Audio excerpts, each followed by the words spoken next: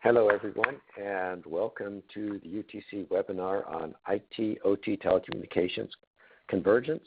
Today's webinar is sponsored and will be presented by ECI. We still have people joining, but we have a lot of material to get to, so we're going to go ahead and get started. My name is Bob Lockhart, and I am Vice President of Cybersecurity Technology and Research at UTC.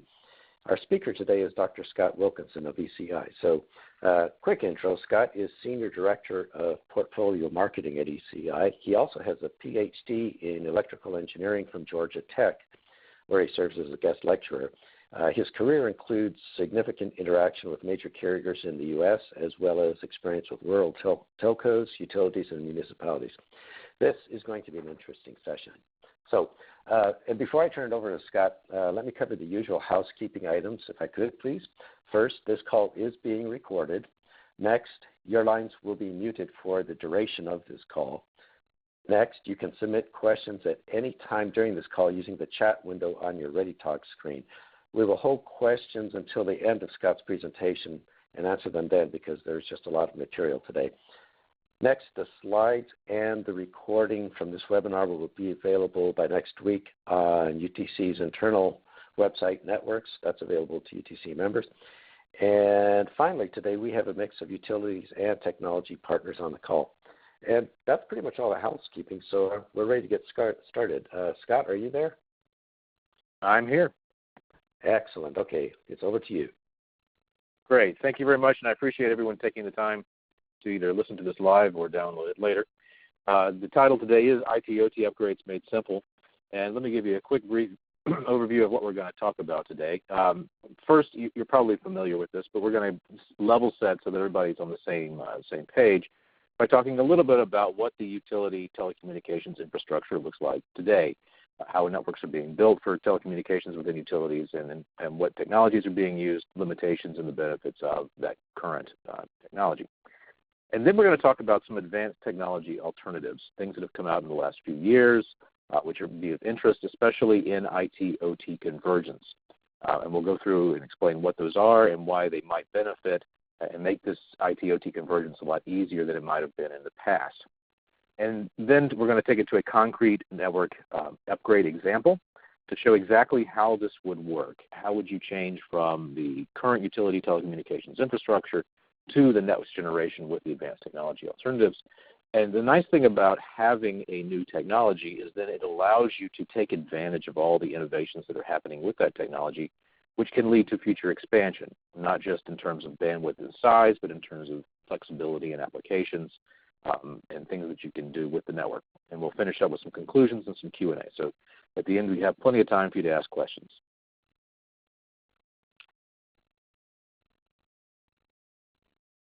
So starting with what's going on in the networks today, and again, you probably know this just as well as anybody else on the call, but the utilities have unique application requirements.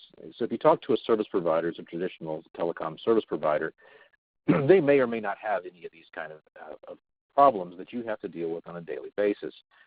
Certainly, most networks have a mix of high-speed and low-speed traffic, but utilities have uniquely this very, very low-speed traffic that most telecommunications guys don't think about so much anymore.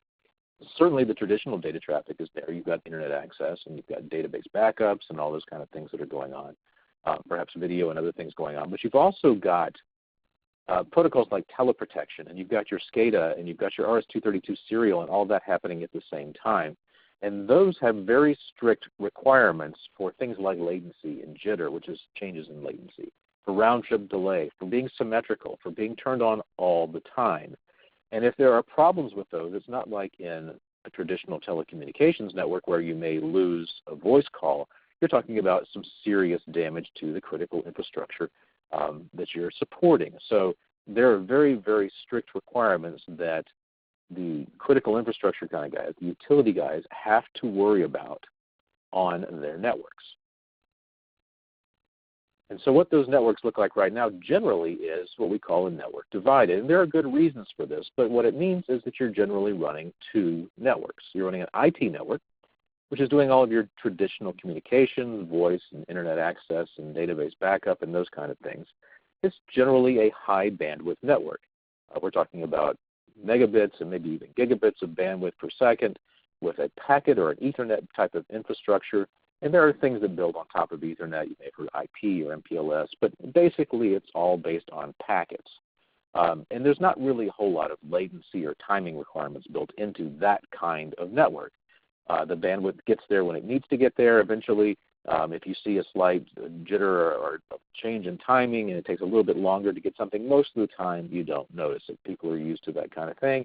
And for voice and even video, little variations don't matter all that much. Certainly for database backup or internet access, they don't matter at all. Then there's the OT network, the operations side. And for those, it's very different. It's mostly lower speed signals. We're talking about kilobits or megabits. It's the signals like Teleprotection and RS-232 and SCADA and even some T1s for voice and PBXs and those kind of things that are happening in your network. Generally, that is a TDM infrastructure, TDM being time domain multiplexing. And what that means is SONET.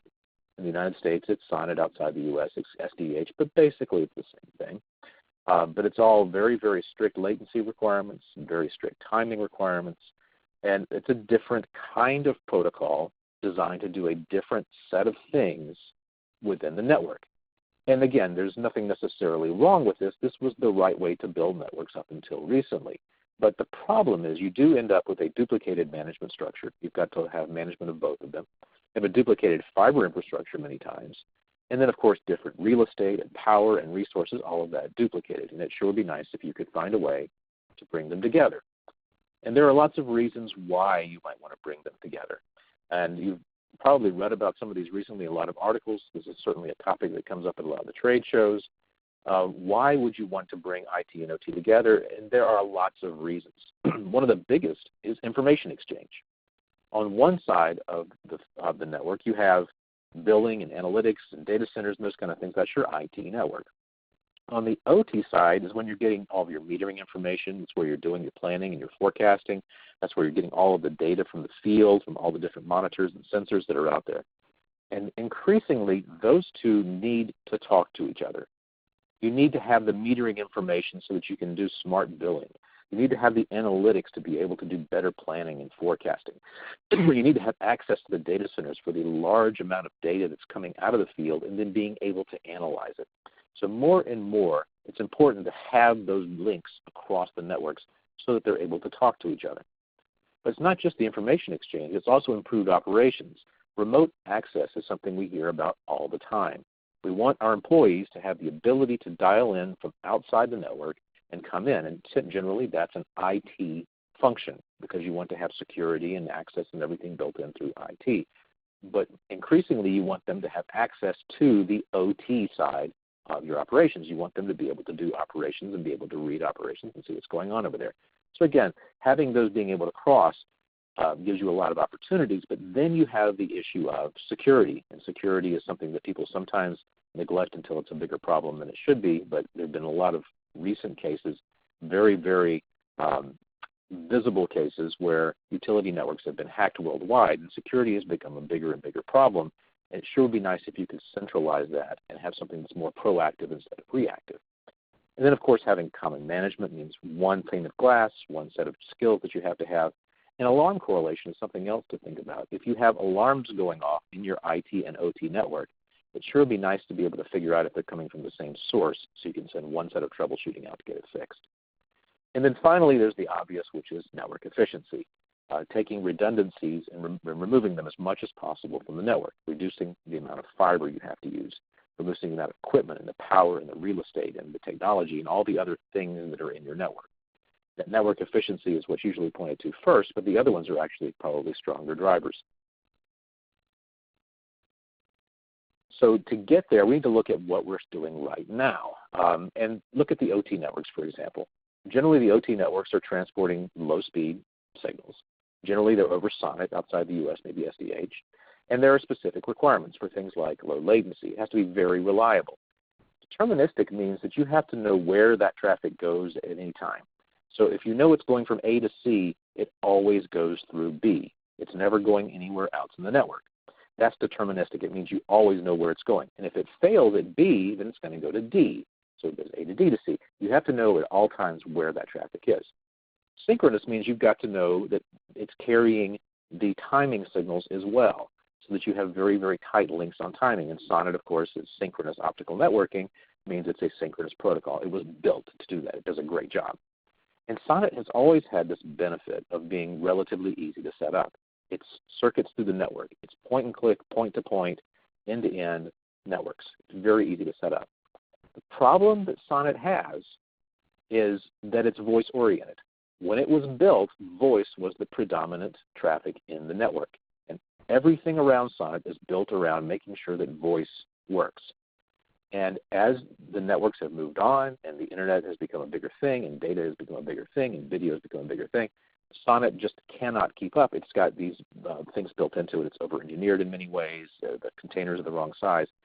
That it's generally being abandoned. And I wouldn't say abandoned as much as deprecated, which means we're capping it. There's not any innovations happening in SONET anymore. If you look at the sales of SONET gear worldwide, they have dropped off a cliff. So the next generation of technology is not going to be built on SONET. You're not going to get innovations in SONET. It'll be supported, but eventually over time it will start to disappear. It's being pulled out of telecommunications networks. It's just not a network that is for the future at all. On the IT side, on the other hand, it's built on Ethernet. And the good news about Ethernet is it's everywhere. It's on your phone, it's on your computer, it's on your refrigerator these days. Ethernet is ubiquitous. It's designed to allow you to carry data traffic very, very well. It may not be the perfect way to do it over longer distances, but we've figured out how to make it work, and innovations are happening all the time. It is common everywhere. So everything that's happening in the world of communications is happening with packet, which means it's happening with Ethernet and the things that ride over Ethernet, things like IP, MPLS, and the other things that happen. Everything is based on Ethernet.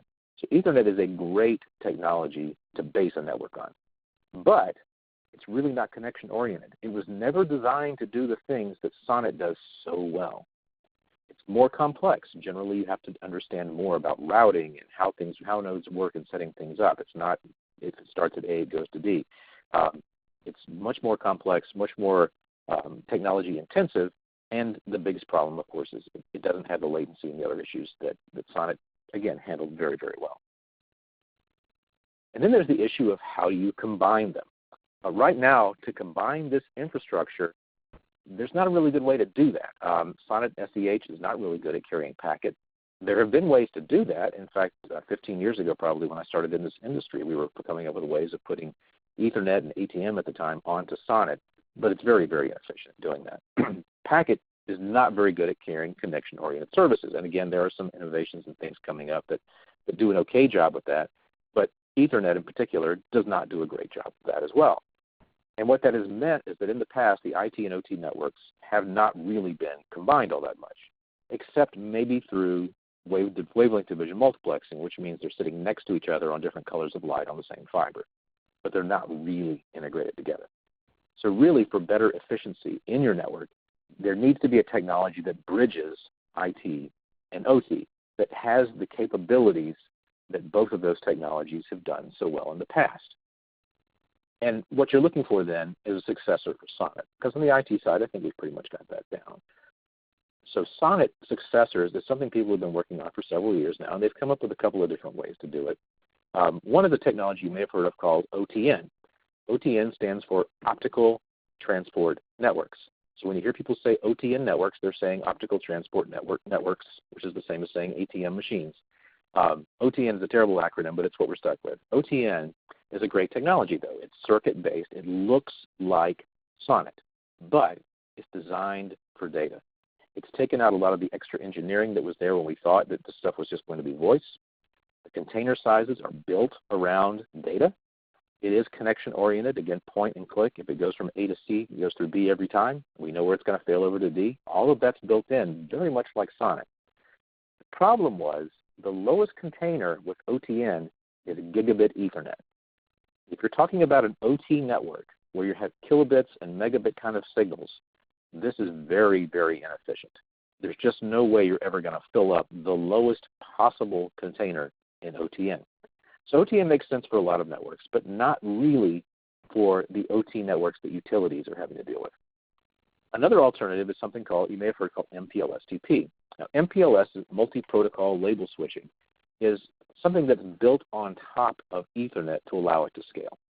So Ethernet originally was designed to allow computers within a building to talk to each other. It has been built on and built on and built on, but eventually it runs out of scale. It runs out of size. It runs into size limitations. And so something like MPLS is built on top of that, which is just a technology which essentially builds tunnels all around the network to allow that packet set to move through it. It's label switching, which is kind of multi-protocol label switching.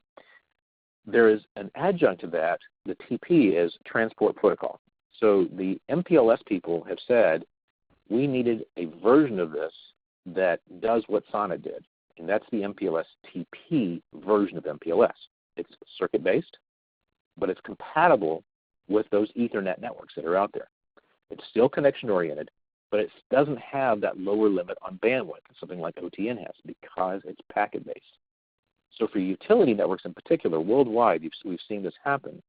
MPLS-TP is taking off as a very attractive evolution from the SONET SDH side, the OT side of the network. MPLS-TP is not something we made up. It is something that was established by a couple of different standards bodies, IETF and ITU if you care, and they had two objectives in mind. And they look similar, but they're subtly different. One is to take MPLS and turn it into a transport network, to take MPLS and give it similar operation to the SONETs and the SDHs and the OTNs of the world, to make it operate the same way. And the second thing was to take packet services, the kind of things that run over networks, and to give them the qualities of transport.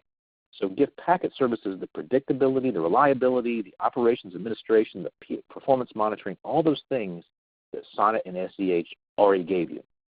So that now you can offer a packet service with the kind of reliability and predictability that SONET and SDH did.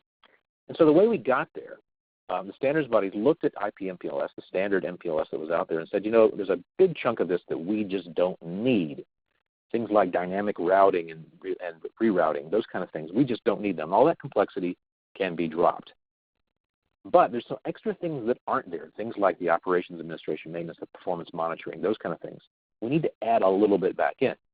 And so IP-MPLS and MPLS-TP overlap quite a bit, but there's a lot that's missing, and there are a few things that have been added. The nice thing is now you have something that looks very much like the kind of network that's built on the IT side, but has these extra benefits, the SONET SDH kind of capabilities in your packet network. So how does that translate specifically to these utility networks? Well, generally what you would have is the serial, the T1, the Teleprotect, those kind of things coming into equipment that does something called circuit emulation. It takes them and breaks them into packets and puts them onto an MPLS bridge across an MPLS network, but it does it with MPLS-TP, so it is still dedicated paths going point to point across the network. Point-and-click provisioning to set them up. You can determine exactly where it goes. It always goes there. But because it's packet-oriented, it's very, very efficient. And it has those transport layer OEM kind of things that MPLS-TP built in. So you can tell what kind of traffic you have and how good it is, and you can put the quality controls on top of it that you normally would not have with a packet-based service. And it even has predetermined backup routes. If you know that certain backup routes give you the kind of latency that you need and others don't, you can put those in up front, just like you did with SONET. And it gives you all those capabilities on those kind of signals that you would normally see in an OT network. And this isn't just theoretical. This actually has been done. This is an example that was done by us. There are other people who are trying to do the same thing, where teleprotection, which is probably the hardest thing to get right, was proven to work over MPLS-TP. And if you're familiar with teleprotection, you know there are certain cycle requirements. It's not in terms of milliseconds or seconds, it's in terms of cycles. And within those certain number of cycles, the switch has to happen, or you can have major failures within your network. In order to make that happen, there has to be extremely low latency across your network, which is why generally these are dedicated or put on things like SONET and SDH. But you've got to make sure there's also a low jitter. Jitter is a way of saying the latency can't change from one moment to the next. It's got to stay the same. And it better be the same in both directions so that they're working the right way. Essentially, it was a protocol, teleprotection, that was built assuming that it would have a direct connection between them, and now you're putting it over something else. It can't know that it's running over something else. And this was set up in a lab. It did work. works exactly like it's supposed to. MPLS-TP does have the capability for even the strictest protocols to actually do what it's supposed to do.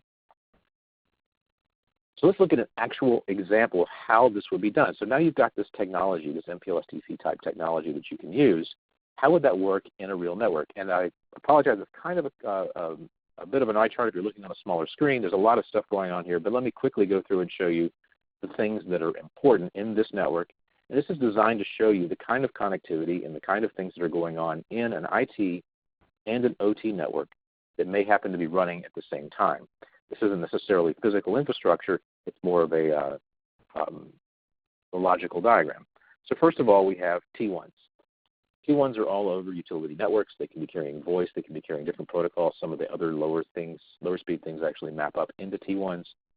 A lot of times they're handed off in different places. For simplicity here, I'm assuming it's getting handed off to the public switch telephone network, PSTN.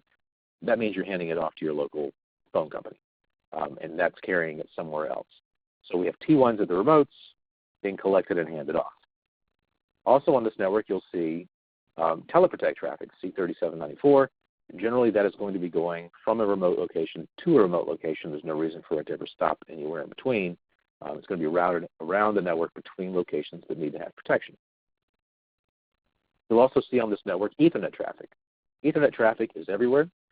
It's used for management. It's used for database backup. It's used for smart metering. It's used for watching videos while you're waiting around in the middle of the night. It's used for everything. So there's Ethernet traffic everywhere. We're assuming that it's not only distributed, but it's also collected and handed off to the wider area network, which is WAN over on the right side. The wider area network could be going to a remote database backup, a remote management location, could be going to the internet. Generally, there's going to be one or two places where that's all collected and handed off. So this is our generic utility IT OT network. If you look at how it's built today, the first thing that you build is a SONET network. You build OC3s, you build OC12s, you put them where they need to be to get everything working together. You have interworking between them. SONET doing exactly what SONET's supposed to do and what it has done so well for so many years. On top of that, you build your IT network, which is generally an Ethernet network, maybe MPLS, but it's generally based on Ethernet. And you put switches in a variety of places, and you connect those together as well. So you end up with relatively complex. It makes it look a little bit nicer because of the nice graphics here. Lots of things going on the screen. For the OT network, what you've done is you've put all of your SCADA, your Teleprotect, your serial, your T1s, those kind of traffic, onto SONET equipment. Some of that is very specially built SONET equipment specifically for the utility market, especially things like SCADA and Teleprotect. As long as something is specially built for one market, it's of course going to be slightly higher cost. It would be nice if we could go to something a little more ubiquitous, but that's okay. That's the way it works right now. It works very, very fine. Between those rings, you have interlocking SONET rings. And again, that's the way SONET was built, the way it's designed to work. That can mean multiple pieces of equipment. It can mean multiple interfaces. It certainly means extra bandwidth because SONET was built for voice networks. It's just the way SONET was built. All the management and measurement traffic, like I said, is being brought back to a single or one or two places to hub. The Teleprotect traffic is going throughout the network, so it's going point to point over these SONET rings. This network is somewhat static. There's not a lot of growth in this network. It's not like you're going to be going out and adding new T1s enough to cause you to have to upgrade those SONET networks. Maybe you have new sites, but generally this is very, very moderate growth, very relatively static kind of network. It's very highly reliable. It's very easy to use. It gives you the latency and the connectivity that you need. The problem is, as I mentioned before, SONET is going away. It's been deprecated. It's inefficient for data. People just are not innovating in SONET anymore. The IT network, on the other hand, is built on Ethernet, which is a nice technology, but doesn't do what you need to do on the OT side. And this is all your management data traffic. This is a bunch of 10, 100, maybe even gigabit Ethernet kind of connections built on standard Ethernet switches. If you have a big enough network, you may have an MPLS backbone. Most Ethernet equipment can do MPLS these days. That's not all that complex, but it's a little bit more than having to understand how SONET works. So it is a more complex technology generally. This is where the demand growth is, though. This is where you're seeing new applications come up. You're seeing new demand for features, more information collection, more database management, new regulations about security and database control. all of that is happening on the IT network. It's a great technology, it's ubiquitous, it's everywhere, but it does not currently meet the requirements for those OT networks. And the challenge is, how do you find a way to bring those together without ripping everything out and starting over from scratch, which no one is ever going to do? This is where we want to get to. We want to get to a solution where everything looks the same, where you have one piece of technology in all of those locations, where you have one network that's carrying everything. And that's what something like MPLS-TP allows you to do. You'll notice it actually says dual stack. What that means is you can run IP MPLS or MPLS-TP everywhere in this network. And if you're running the OT traffic, you put it one way. If you're running the IT traffic, you put it a different way. So for example, the OT traffic gets converted via circuit emulation and gets carried over dedicated MPLS-TP connections through the network. The IT traffic remains Ethernet. It just runs over MPLS or whatever you happen to have in your core. This allows you to meet the requirements for your OT network and your IT network at the same time, to have common equipment, all the places out there, common management, better control of getting information across those networks, and it doesn't require you to rip things out. If you look at the edge of the network, nothing changed. You've still got your RS-232s and T1s and C3794s and Ethernet, and all that stuff is still there. None of that's changed. You can gradually upgrade this stuff over time. It works very well. MPLS-TP works on the MPLS network you already have out there. It allows you to make this migration happen over time very, very simply, very easily, without having a lot of chances of failure in your network. That's what this is designed to do. It does a very good job of it. And what you end up with is a network that has shared resources. The fiber, the real estate, and everything else is the same. You now have a single technology to maintain. You're not worrying about keeping somebody around here knows SONET and somebody else around here knows Ethernet all the time. It's all the same technology. Something that we could spend a lot of time on is improved security. Security, security, security. You're going to hear it over and over and over again. You hear it from the government. You hear it from your customers. You hear it all the time. Security is a big deal. Once you have a converged network, you can have a single security policy that works across the entire network. This is a very, very big deal. It should be in bold and red. That's one of the biggest benefits to moving to a converged network. But there's also things like the smoother information exchange that we talked about at the beginning. Being able to get information from one point to another is so much easier when they're all coming off of the same basic infrastructure. And there's common management. One pane of glass, one set of infrastructure. You can see faults, where they're coming from. You don't see multiple different pieces that you have to track down. It's all very, very much controlled in one place, easy to see. And something that doesn't get talked about a lot, but should always be thought about when you're talking about transforming your network, is where can I go forward with this? What can I do with it now? Things that I may not have thought of before. Once I move to a new technology that's based on modern protocols, modern technologies, maybe I can do some things that I haven't thought about before. And that's very exciting. And that doesn't necessarily mean just adding bandwidth and more sites, but certainly that's part of it. If you want to expand to new locations, whatever the service is, it's very easy to do when you know it connects in with the same technology regardless of what that service is. But if you're also doing things like, I now need to talk to a data center, either mine or somebody else's, to collect all this information that's now being required of me. I need to have that managed either on-site or off-site. I need to have it remote. I need to have it mirrored at a different location for backup. That's so much easier to do when you have a modern technology. Also, there's, of course, increasing the capacity. If you have reason to want to do more and more bandwidth, it's so much easier to do, again, when everything is the same technology. And then finally, there's a move to these two acronyms at the bottom, SDN and NFV. If you've read anything online recently about technology, people love to talk in telecommunications about SDN and NFV. SDN means software-defined networking. That means you're now able to do things with software to modify your network. And there's some great capabilities that are coming there. It sure be nice if you could take advantage of them. And I'll talk about them a little bit more in the future on the next couple of slides. NFV is network function virtualization. That means getting away from having a specific box to do a specific purpose, like, say, a firewall, and instead having a generic box out there that you could download things like firewalls into.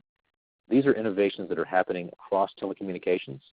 It would be nice if the utility market in particular could start looking at those and figuring out what they want to do with them, how they want to use them. And there are some utilities that are already starting to take advantage of this and doing things like enhancing security.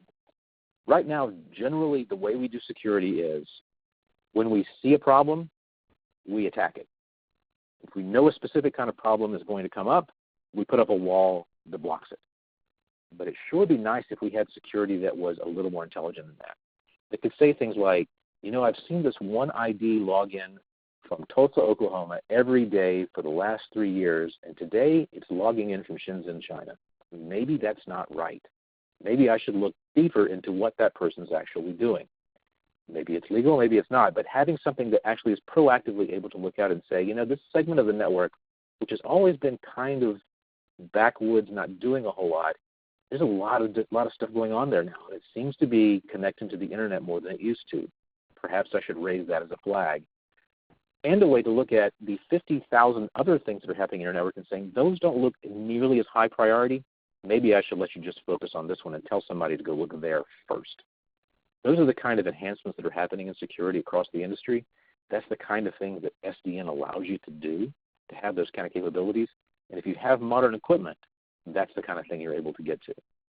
Network automation is something everyone wants to talk about, the ability to have a network automatically respond when something happens.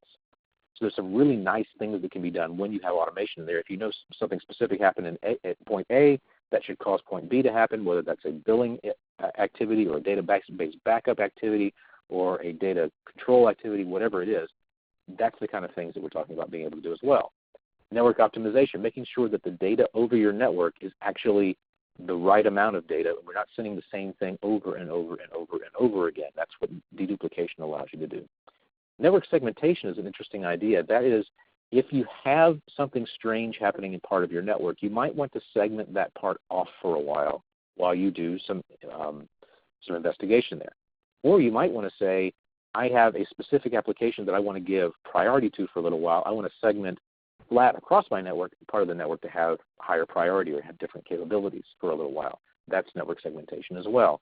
When you have software control of your network, those are the kind of things you can do. And the last two are the ones everyone always talks about with SDN, and that is bandwidth on demand. Being able to go into a network, click in 2 different locations, and have them automatically bring up a connection between them with everything in between figured out. That may not be quite as big of a deal right now for utilities, but as you move forward and you start having more and more demands on your network, that certainly makes it easier to get those done. Whether it's a bandwidth on demand where you're changing the bandwidth or actually instantiating a service on demand, those are both big deals. And then there's the other one, which is what we call U-telco upgrades. Once you get to the point where you have a unified network, you have a network that is built on basically the same technology across the board, you can now reuse any additional capacity or capabilities for additional revenue. For example, we have a customer who has built a network to connect their essentially their utility customers together, and they started looking around within the cooperative and said, now that we've built this network that we own, we can perhaps offer some of that bandwidth to our cooperative partners who need to have access across our footprint, and that gives us a way to make money off of the infrastructure that we've built by working with other utilities. And beyond that, you could talk about maybe wholesaling to businesses or to telcos who need to get across utility, and even at some point moving into enterprise customers, although that's maybe a little bit further out for some of you. There are utilities who have now very strongly moved into the enterprise and even the residential business, where they're talking about using that network infrastructure that they've spent the money on and they have all over the region, and using it as a way of making money through wholesale or for enterprise, or even, like I said, through residential customers. Once you have a common infrastructure, once you have that modern infrastructure in place, those opportunities start to present themselves. So quick conclusion here, the IT-OT convergence, to be clear, it's real, it's happening, people are doing it, there are a lot of reasons to do it. If you want to see more reasons, the UTC journal that came out last quarter or this quarter has several articles in there about this, about what's going on and what people are doing. There are technologies out there that can make this upgrade not that hard to do. There are relatively simple ways of doing it. Things like dual-stack IP MPLS, MPLS-TP, that's one of the strong candidates, certainly the one that we've seen the most success with. It allows you to make that upgrade relatively simply without sacrificing performance on either side of the network. And just briefly, the commercial at the end, of course, we do have solutions that will do this. We call ours ElastiGRID for strategic industries. It gives you that transition, that evolution. We have a lot of different products that do that. We have done it around the world with lots and lots and lots and lots and lots of different utilities, very, very successfully. With that, I will hand it back to, let me just quickly read the stuff on this page just so it gets onto the recording. There's ways to find out more about this. Obviously, there's my email address. You can contact me there. We do have a white paper online. At the bottom there, you'll see a link to it that has everything I said today, but in much, much more detail. If you'd like to read about it, it's free. You can go ahead and click on it. If MPLS-TP is something you haven't heard about before, we did a UTC webinar on MPLS-TP for utility networks recently, and YouTube is available there. And then finally, in the upcoming UTC journal, which is Q1, I believe, I've written an article based on everything you saw here, summarizing and going into a little bit more detail. So look for that in the upcoming UTC journal. And now I will hand it back to Bob for Q&A. Okay, great. Thanks very much, Scott. That was a wonderful presentation and really informative. Question that came in about 5 minutes ago while you were speaking, and I think you may be able to see it too, but I'll read it anyway so everybody can see it, is, are you advocating joining IT and OT across the enterprise or just within specific control system environments? And how do you prevent the MPLS IP gateway from being compromised? Yeah, so that's what the amount of integration that you do really depends on your particular environment. We have customers who have done the entire network so that essentially everything is completely integrated. And the way that it's compromised is through some of the security enhancements that are available. We're kind of unique in the industry that we have our own security product line as well as everything else, so we have unique things for that. But you can certainly go with third party for that. But this is a concern. There was a talk that I gave at the UTC Canada conference on specifically the fact that once you start bringing these together, you now have a lot of endpoints, things like smart meters, that now can be a way to get into your network and cause problems. Internet of Things, now you have those coming in, and there was a recent article online where people are now turning the Internet of Things into spam bots, essentially. So that is a issue that you've got to think about. This is not something that should be done lightly. And it may be something that you pick a certain part of your network which makes the most sense, where you're having the most pain points up front. But long term, we do advocate that it is possible to move the entire network into an IP-MPLS kind of system, as long as you're very, very careful about it. Okay, so and I've got a question I thought of a few minutes ago, which is probably way off topic, but I'll ask it anyway. And while I'm asking that, I want to remind everybody else, don't be bashful. Just if you've got a question, anything you're curious about, we ask them anonymously, so put it in the chat window. We'll see it and we'll answer it. In my research over the past 6 years looking at security for control networks, one of the most frequently cited problems is the long service life of a lot of devices, right? So you've got very old devices that are serial protocol only sitting right next to brand new devices that are Bluetooth, IP, Wi-Fi enabled. And it's a real challenge to secure a network that has such a wide diversity of different devices in it. Do you see this kind of convergence any way to address that kind of situation? Yeah, so I mentioned this a little bit, and that what we're trying to do, and it's not just us, what the industry in general is trying to do with security is to get beyond the point where we're looking at specific, so for example, for right now, the way we do viruses is we look for specific signatures of viruses and we know that's a virus. We're trying to get away from those kind of things where we have reactive technologies out there.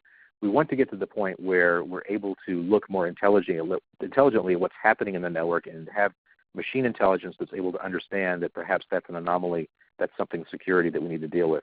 And that can be generally technology agnostic if you put it in the right way. That's where we want to get to, so that when you have, it's very, very clear we have that problem. I mean, you're exactly right that you may have some piece of equipment out there that's been there for 20 years that somebody somewhere has figured out that it had a back door on it. But if you have a security system in place that's able to say, that device has been relatively quiet for 10 years, and now it's making a lot of noise. Maybe I should look at it. That's what's going to allow you to have security ubiquitous across all of those different types of technologies. That's where we want to get to. Okay, thank you. So 2 more questions came in, both of which we probably should have expected. The first one is, would you please discuss organizational changes in training, because that's potentially a problem. And I'm also the UTC staffer responsible for our IT/OT convergence program of work, and that's a thing we talk about. So I think probably what would be interesting is, Scott, what kinds of challenges you've seen at companies that are doing this kind of convergence from, I guess, more of an organization, cultural change management, that kind of issue.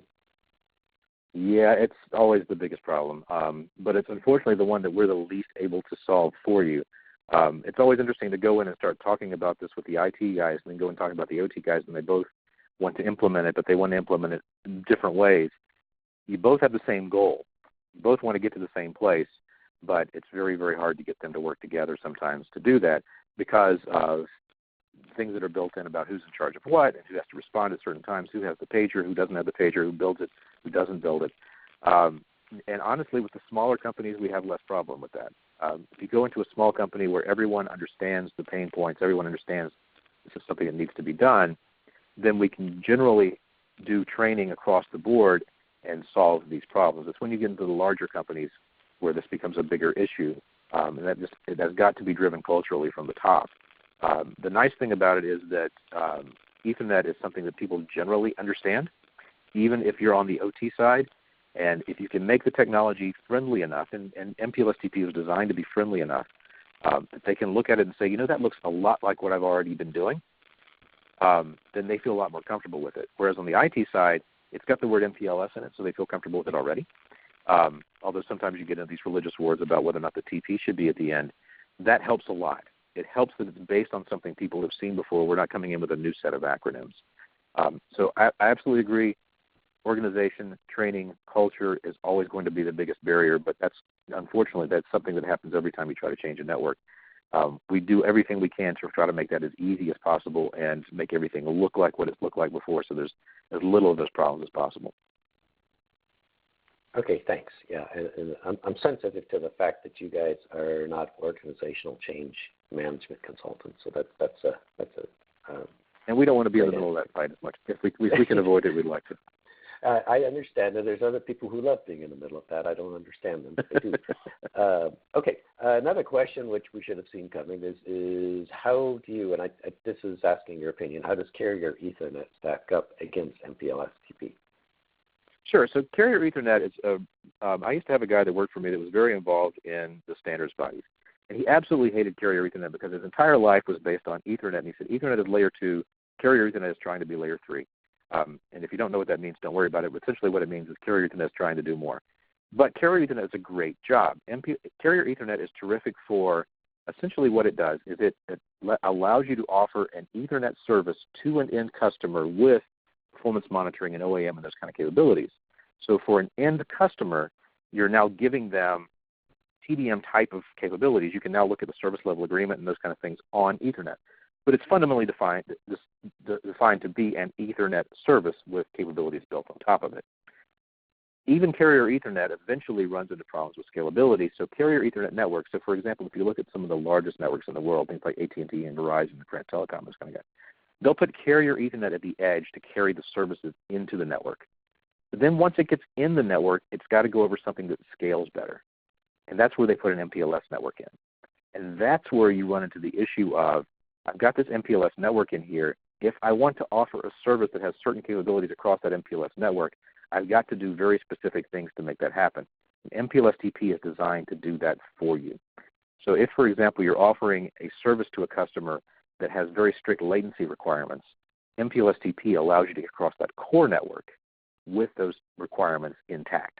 So they're very complementary, and there's no reason why you wouldn't, in fact, many people do use both of them within the same network. Typically, the MPLS-TP part is in the core, the carrier Ethernet is on the edge. I only know of a couple of places where MPLS-TP is taken to the edge, and they're typically in Asia. But in the U.S., that's the way we do it. We put the carrier Ethernet stuff at the edge, MPLS-TP in the middle.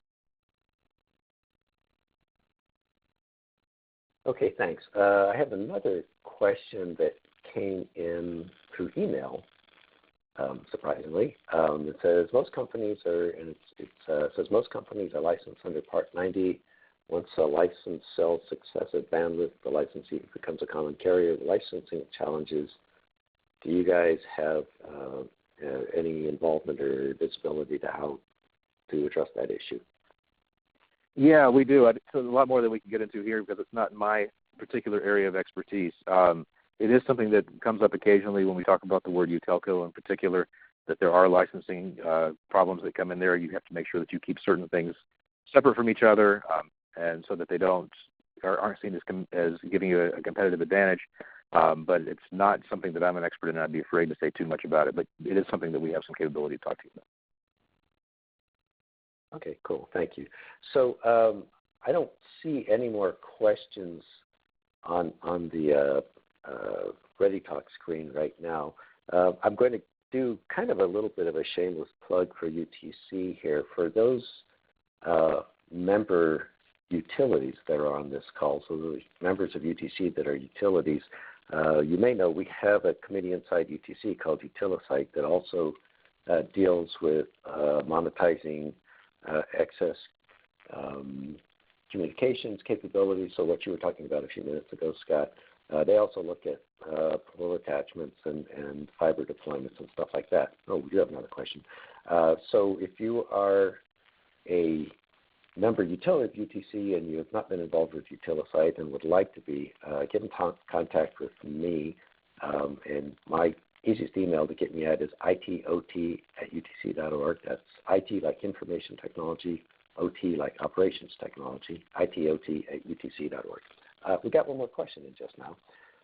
So Sure. Based on your description of Carrier Ethernet and MPLS, these are complementary technologies.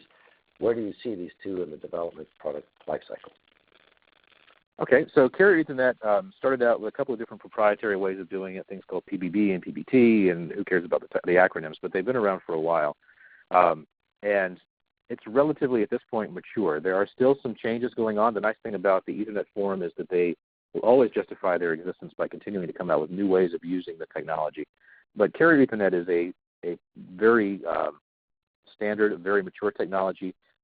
If you see something that is certified as Carrier Ethernet 2.0, CE 2.0, that means that it has gone through all of the requirements necessary to be certified by the standards bodies and be interoperable. So Carrier Ethernet devices will connect together and work very well. There are still innovations going on with Carrier Ethernet, so I wouldn't say it's completely mature, but it's mature enough that you shouldn't feel worried about it at all. MPLS-TP likewise has been around for quite a long time. I think the first time I spoke on MPLS-TP was probably 6 or 7 years ago, and at that point there was some little tiny pieces of the standard that needed to be figured out. MPLS-TP is likewise. It's very, very standard. When it first came out, there were a couple of switch router type vendors who would say things like, well, it's not any cheaper because you still got to buy the IP MPLS chips and just turn off a bunch of functionality and write some code for it, so it's going to be exactly the same. That's no longer true. So if anyone's told you that over the last 5 years, that's no longer true. MPLS-TP has now moved further in the life cycle. There's now hardware built specifically for MPLS-TP that has that capability built in and has those kind of things, the things you would expect from a mature technology. So at this point, I would say both of them are very, very mature. Lots of innovation is still going on, but most of it is sort of working around the edges of making it more productive and responding to new kind of things that are happening. But you can put either one in your network and feel very, very confident about them. Okay. I see no other questions, and we're at 49 minutes past the hour, so this has been a really content-packed session. I much appreciate that, Scott.